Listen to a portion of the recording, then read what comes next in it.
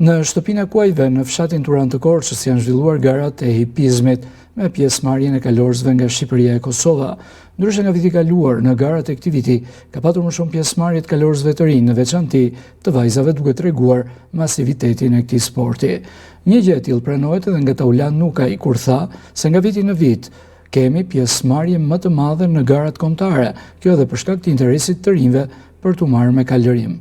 Par faktin që ka më shumë fëmijë që marrin pjesë, që është një gjë shumë e rëndësishme për ne, sepse në fund fare çdo gjë fillon te të vegjëlit, te fëmijët.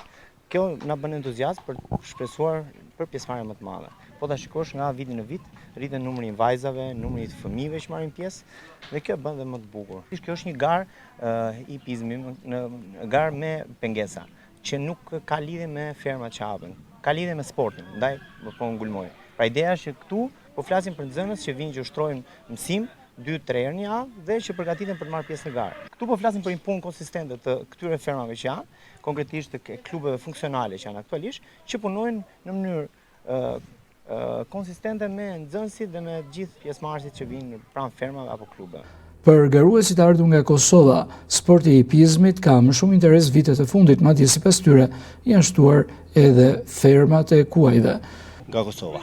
Me hipizëm mirë në 10 vite me sport, tash kena fillu. Të zgjerohet hala më shumë. Është zgjeruar si sport, si hobi, si hipizëm, ama si sport, ta ka fillu më zgjeru më shumë. Unë kam afërsisht 6 vite që merrem me këtë sport. E kam filluar në moshën 15 vjeçare.